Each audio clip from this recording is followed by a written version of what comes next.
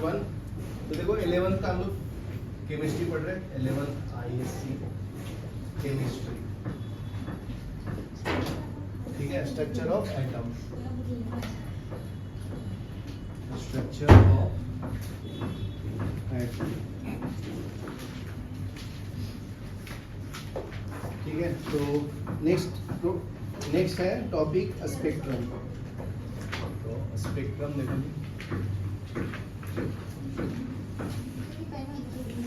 Spectrum में क्या होता है जी, एक रेंज होता है फ्रीक्वेंसी का या वेवलेंथ का, ठीक है, उसको हम लोग स्पेक्ट्रम बोलते हैं। जैसे हम लोगों को पता है कि अगर एक प्रिज्म है, उससे व्हाइट लाइट को पास करूंगा, सनलाइट लिखा है तो व्हाइट लाइट ये, ठीक है, ये आपका प्रिज्म है। तो ये 7 कलर में डिस्पर्स होता है ना, ये अगर स्क्रीन है तो, ठीक है। तो सबसे मिनिमम डेविएशन किसका होता है, रेड का, और सबसे ज्यादा वायलेट, ठीक है। वेव ग्योर बोलते हैं ना, वेव ग्योर इसको, ठीक है। तो ये स्पेक्ट्रम हो गया। तो 2-3 लाइन लिख लो इसके बारे में। A spectrum may be regarded as a lot of intensities of constituents parts of radiation,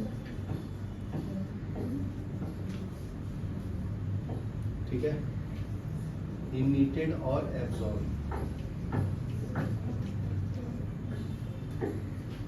by a substance against wavelength। Wavelength को लैम्डा भी लिखते हैं ना।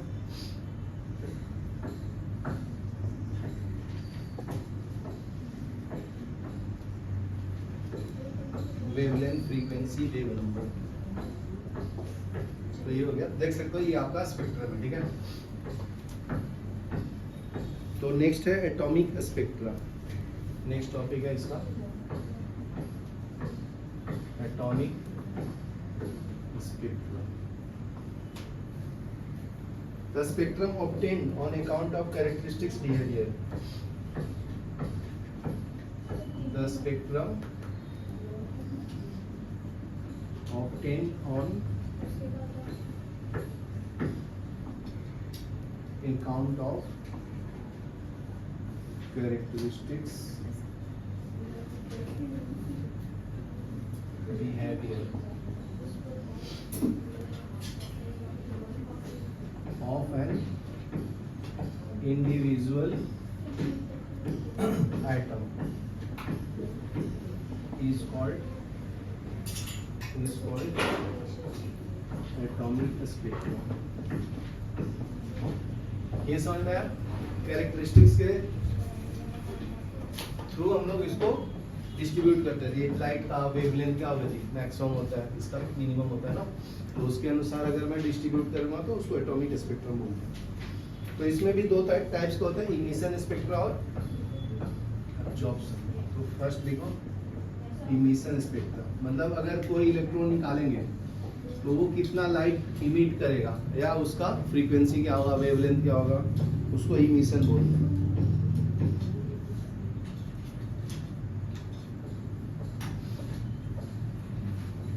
तो लिख लो the radiation emitted bye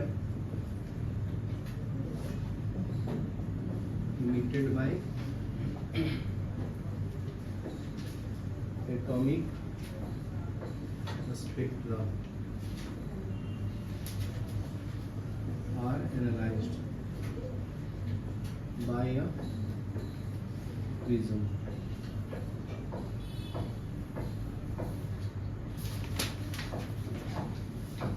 next है एब्जॉर्प्शन।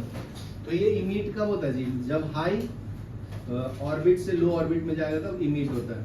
और एब्जॉर्ब कब होता है, तो नेक्स्ट है एब्जॉर्प्शन। तो अगर आपको लो ऑर्बिट से हाई ऑर्बिट पे जाना है तो एब्जॉर्ब होगा, ठीक है ना।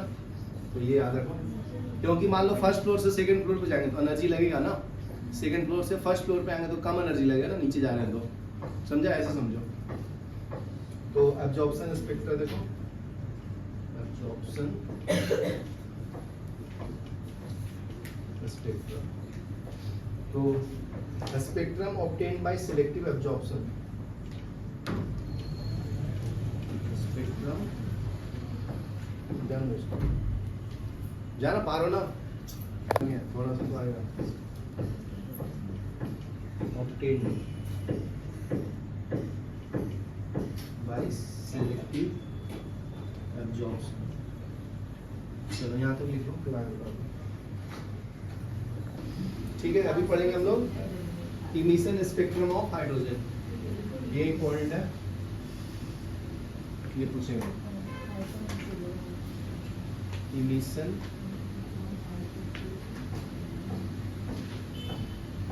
Spectrum of hydrogen, hydrogen atom, ठीक है। तो देखो जी, इसमें बहुत सिंपल है, ऐसे ऑर्बिट होता है एटम के अंदर, ठीक है। तो एन का वैल्यू 1 होगा, तो एन का वैल्यू 1, इसको लाइमन सीरीज बोलते हैं, ठीक है। ये 2 है, ये 3 है, 4 है, आगे भी होता है 5, ठीक है, 5 तक अपने को पढ़ना है। तो एन का वैल्यू 1 होगा तो लाइमन सीरीज, एन का वैल्यू 2 होगा तो बाल्मर सीरीज, ये याद कर लेना, ये इंपॉर्टेंट है, पूछता है एग्जाम में, एमसीक्यू में भी पूछता है। एन इक्वल टू 3 है तो पास्चर बोलते हैं, pasture.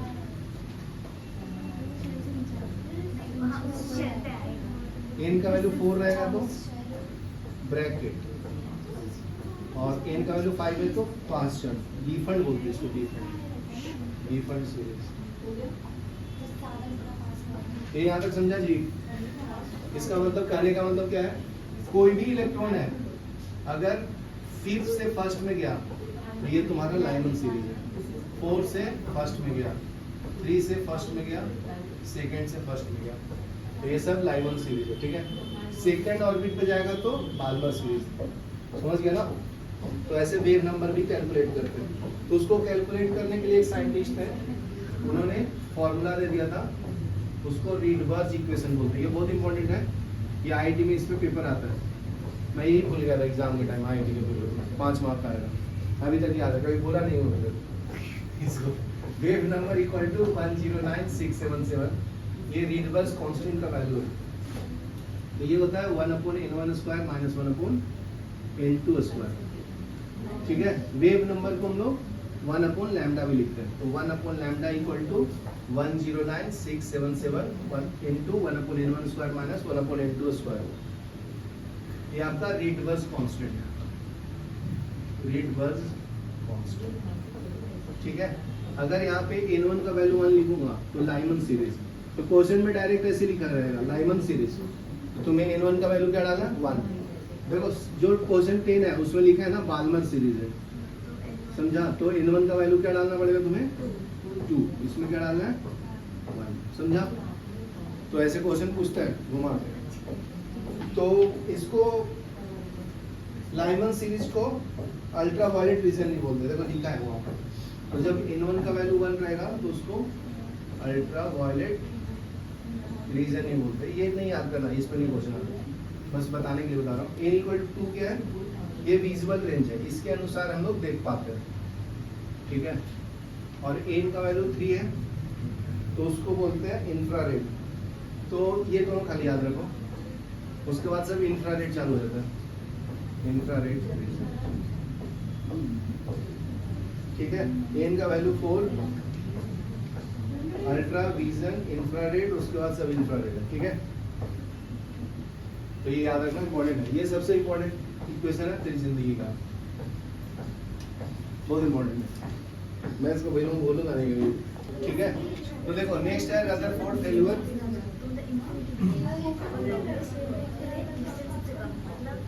Failure of Rutherford model, Rutherford model,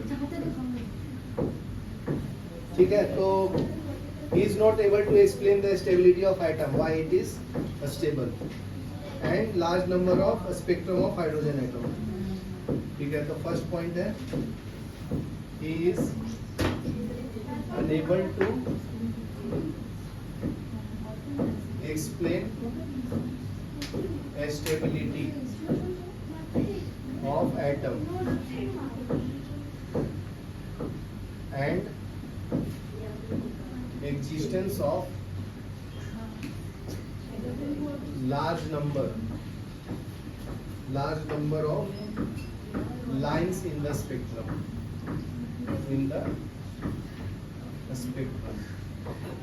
ठीक है।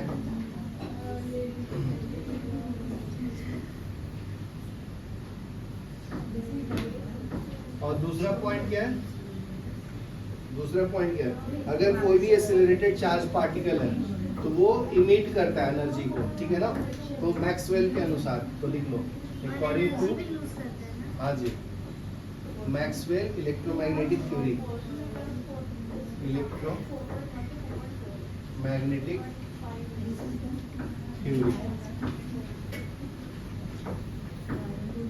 and accelerated charge particle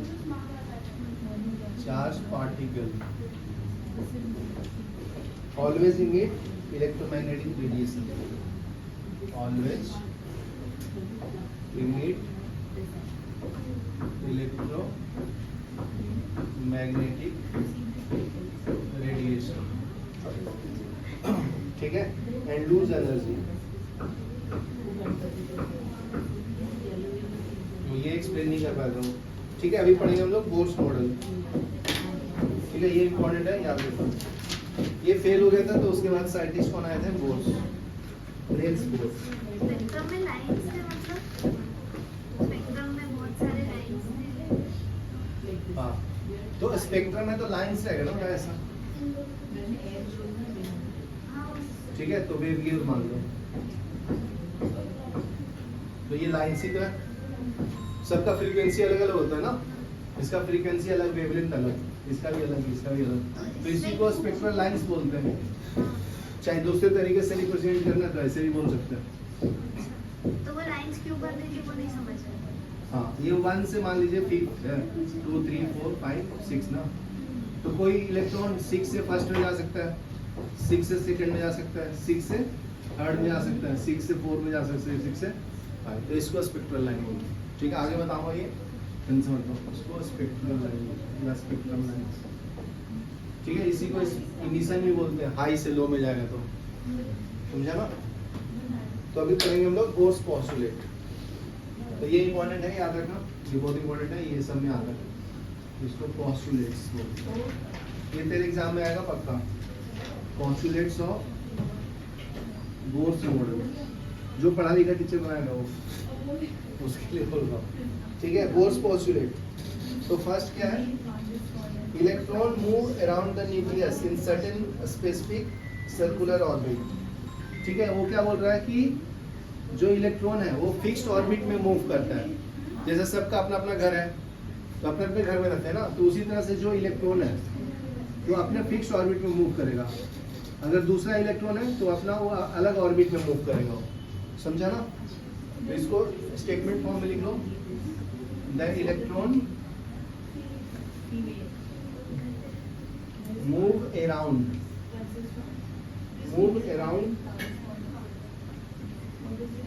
the nucleus in certain specified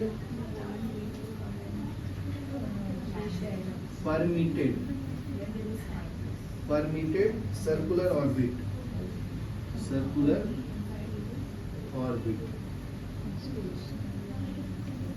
known as energy level, ठीक है। उसको एनर्जी लेवल भी बोलते हैं, तो उसको के एलिमेंट से रिप्रेजेंट करते हैं।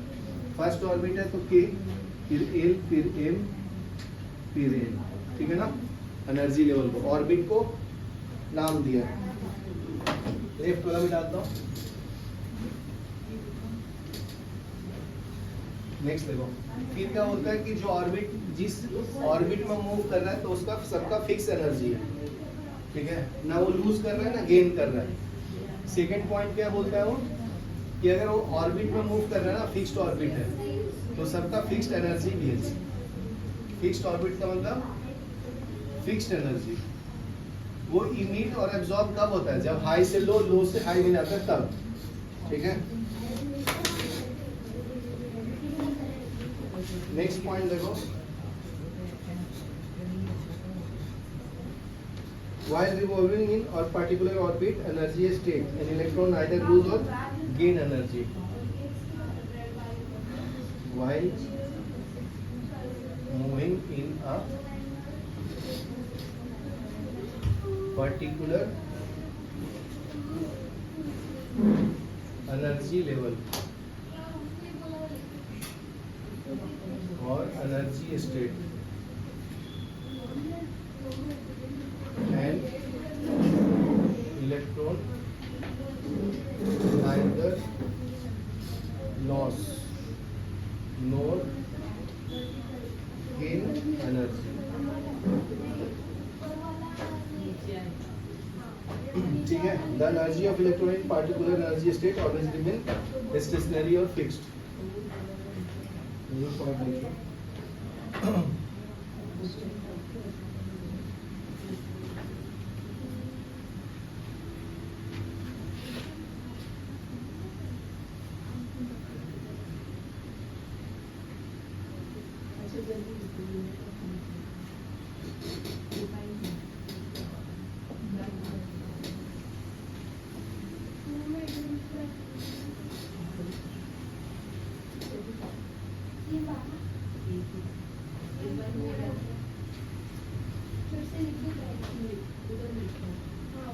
ठीक है। नेक्स्ट है, ये जो मूव कर रहा है सर्कुलर ऑर्बिट में, तो रोटेशनल डायनेमिक्स में पढ़ा है ना कि अगर कोई भी सर्कुलर पाथ में मूव करता है तो उसके पास क्या होता है, एंगुलर मोमेंटम होता है, L इक्वल टू mvr। तो यहाँ पे जो एंगुलर मोमेंटम है वो NH अपॉन 2 का मल्टीपल होता है, ठीक है। ये सबसे इम्पोर्टेंट रिएक्शन है, मतलब ये इक्वेशन है तुम्हारा, ये JEE नीट में आएगा, 12th बोर्ड में भी, 10th बोर्ड में, 11th में भी, ठीक है। तो energy states are permitted in angular momentum integral multiple of NH upon 2 ये स्टेटमेंट फॉर्म में लिख लो।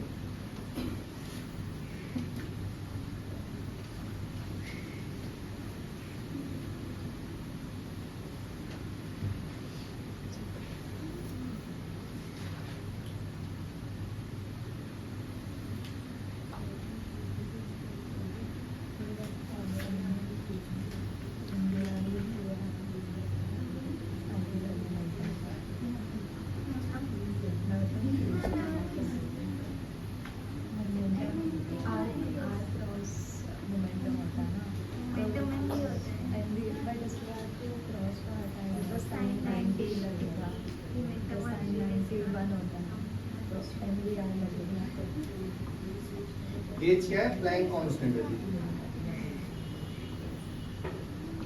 ठीक है, ये लिखो। तो n का वैल्यू 1 2 डालोगे तो क्या मिलेगा जी, फिक्स्ड वैल्यू मिलेगा ना। तो एंगुलर मोमेंटम क्या है, mvr 1 डालेंगे तो क्या मिलेगा, h अपॉन 2 पाई, 2 डालेंगे तो 2h अपॉन 2 पाई, 3 डालेंगे तो 3h अपॉन लाइक दैट, ठीक है। तो चेंज इन एनर्जी निकालना है तो कैसे निकालेंगे, दो ऑर्बिट के डिफरेंस को निकालेंगे ना, तो उसको एनर्जी चेंज बोलते हैं। मिटा दो नीचे वाला, मतलब कितना एनर्जी मुझे नहीं, हाँ बराबर, गुड।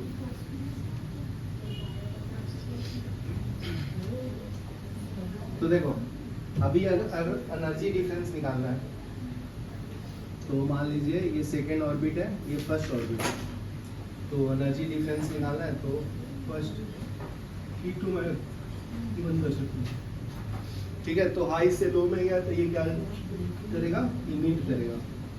अगर डेल्टा ई तुम्हारा है तो ये क्या करेगा, एब्जॉर्ब करेगा। ये पॉइंट याद रखना, ठीक है ना, इम्पोर्टेंट है ये। तो इसको स्टेटमेंट फॉर्म में लिखना है। एनर्जी गेन और lose in the transition is always quantize is equal to difference of the energy. The energy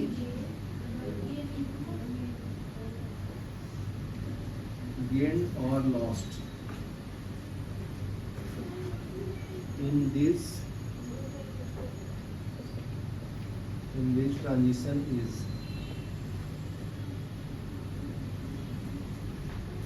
always quantized and is equal to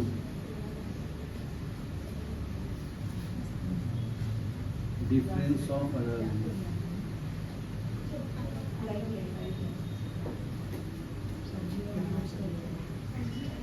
of two levels involved in transition. चलो लिखो. कहाँ रह गया वो hero?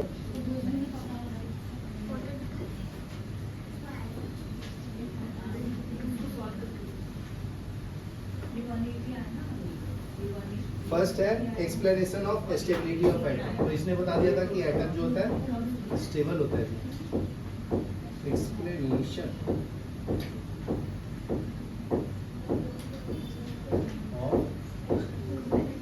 stability of atom.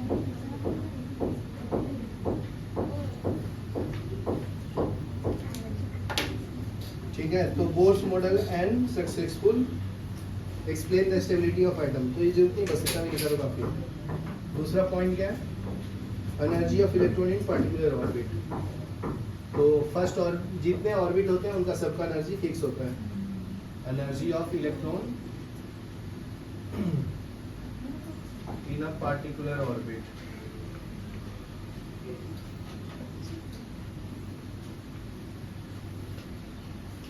is fixed.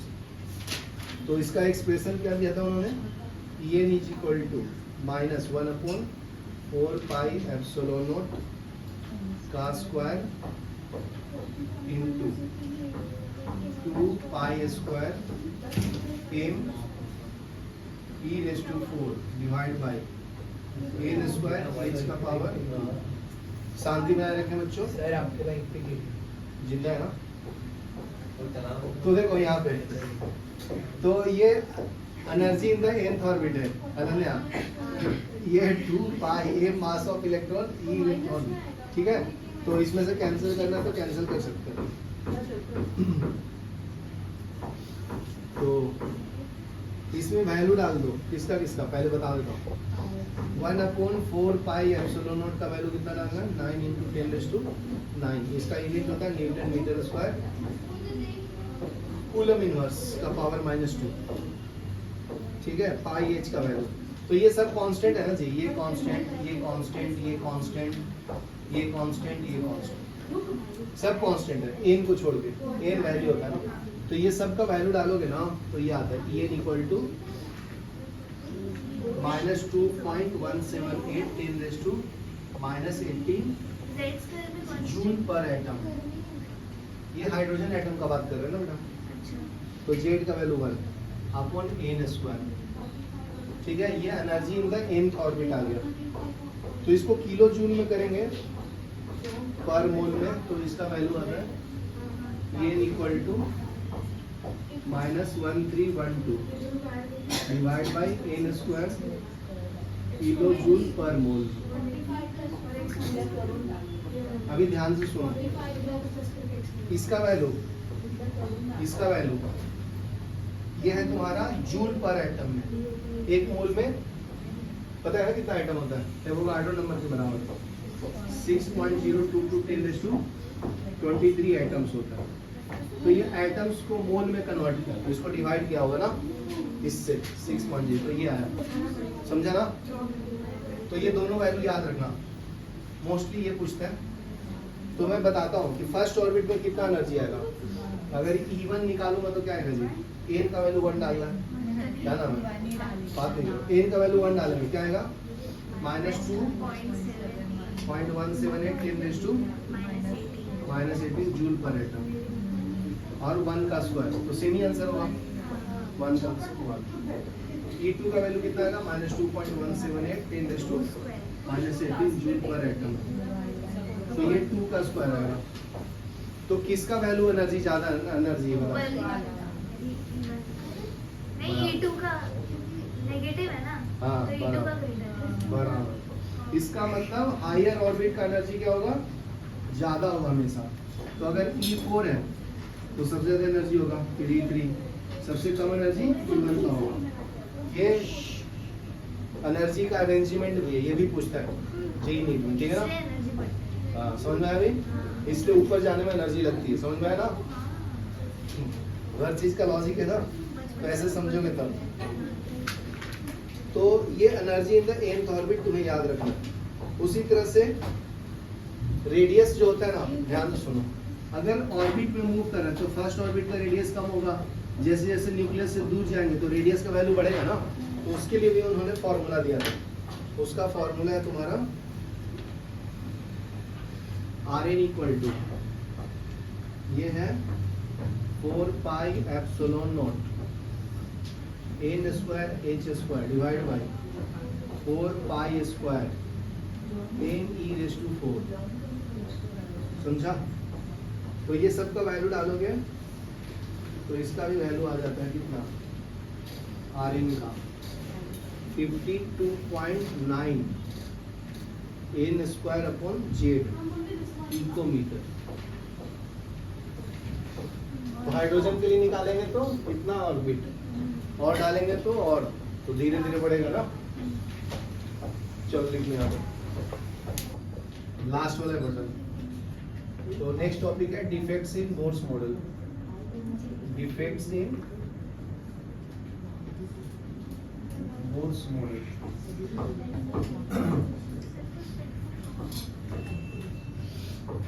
तो Bohr's model is unable to explain the spectra of atom containing more than 1 electron. ठीक है, तो एक ही एटम के बारे में बताया था।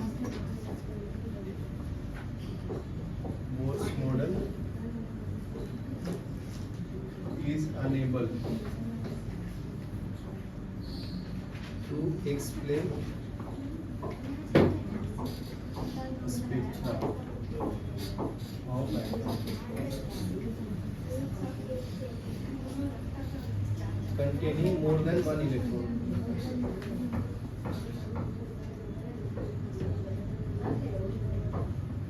ठीक है,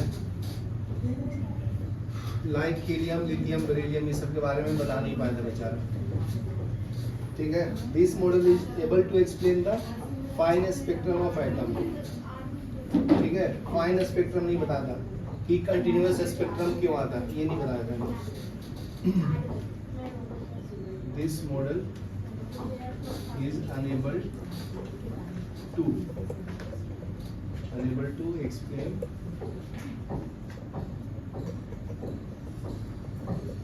fine spectrum of atoms.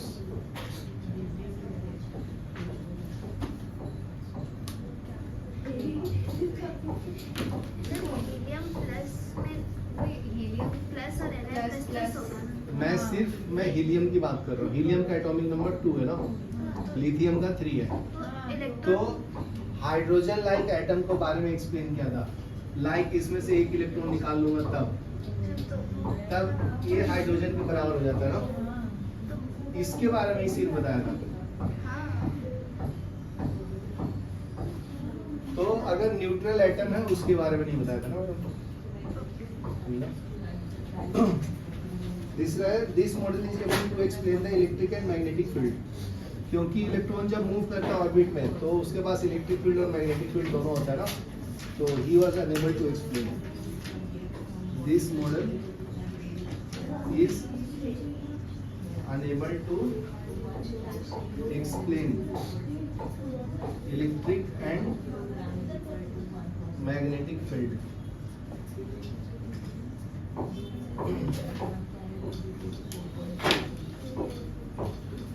ठीक है, जिसको हम लोग जेमन इफेक्ट और स्टार्च इफेक्ट भी बोलते हैं।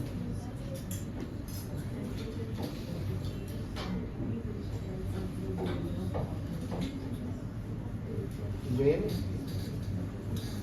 a magnetic field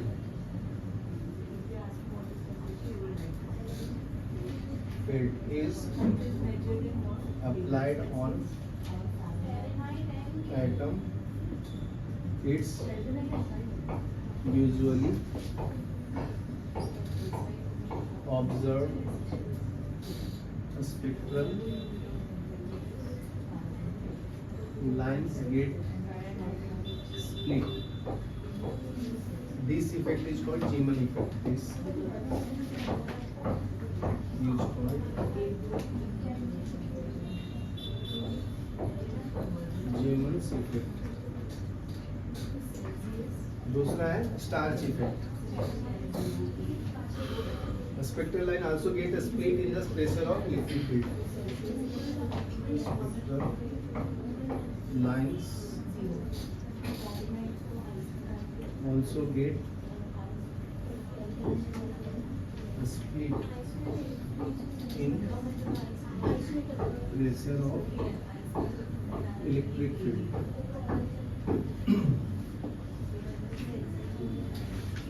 Is known as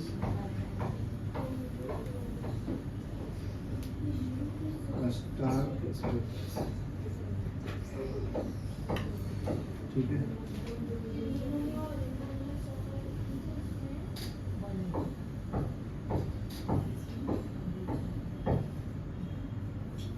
उसके बाद हाइजेनबर्ग अनसर्टेनिटी प्रिंसिपल. हाइजेनबर्ग क्या बताया? जब ऑर्बिट में इलेक्ट्रॉन मूव कर रहे हैं ना तो उसका वेलोसिटी बता सकता है, और अगर मूव नहीं कर रहा है तो उसका पोजीशन बता सकता है. तो इसको हाइजेनबर्ग अनसर्टेनिटी प्रिंसिपल बोलते हैं. ये फैन जैसा है, फैन मूव कर रहा है तो उसका ब्लेड्स नहीं बता सकते ना कि ब्लेड 1 2 कौन सा है, और अगर रुका हुआ है तो बता सकते हैं. तो रुका हुआ है तो पोजीशन बता सकते हैं, और मूव कर रहा है तो वेलोसिटी सिर्फ बता सकते हैं. उसको हाइजेनबर्ग अनसर्टेनिटी प्रिंसिपल बोलते हैं. तो delta x into delta p greater than equal to h upon 4 pi. तो पी को क्या लिखते हैं? मोमेंटम है ना, m into delta v greater than equal to h upon 4 pi. तो एम को नीचे ले लो तो delta x into delta v greater than equal to 4 pi h m. ये हाइजेनबर्ग अनसर्टेनिटी प्रिंसिपल. इसका इक्वेशन का नाम क्या है? Heisenberg uncertainty principal. चलो ये लिख लो ना. तो ड्यूअल नेचर ऑफ लाइट या dual nature of electron. Jalaj. Next topic है dual nature. Nature of electron. तो इलेक्ट्रॉन स्पीड ऑफ लाइट से ही मूव करता है ना, तो इसको हम लोग क्या बोलते हैं? Dual nature. तो एक बोला था कि मैटर है और दूसरा बोला था कि एक वेव है. तो वेव किसने बोला था? प्लैंक्स ने. Planks equation. उन्होंने इक्वेशन दिया था क्या? E equal to h mu. Mu क्या जी? फ्रीक्वेंसी. तो ये होता है एससी बाई लैम्डा. समझा ना? और एक साइंटिस्ट थे आइंस्टाइन नाम था उनका. स्पेलिंग क्या जी? बराबर है? गलत है. एक डबल ई आना चाहिए. क्या? ई का नहीं है. सेकंड वाला थ्री उसको हटा. ये वाला. स्टार्टिंग वाला. हां सर आपने 3 ई लिखे. ठीक है. तो देखो इन्होंने क्या बोला था? E इक्वल टू mc² होता है एनर्जी. कोई भी पार्टिकल है अगर स्पीड ऑफ लाइट से मूव करेगा तो ये एनर्जी होता है. तो दोनों इलेक्ट्रॉन का ही एनर्जी है ना. तो इसको सुलझाया किसने? बोला दोनों झगड़ा मत करो. तो दूसरा साइंटिस्ट आए थे, उनका नाम था डी ब्रोगली. उन्होंने बोला झगड़ा मत कीजिए जी. ठीक है. तो उन्होंने बोला सेम चीज का एनर्जी है तो ये एनर्जी सेम आएगा ना.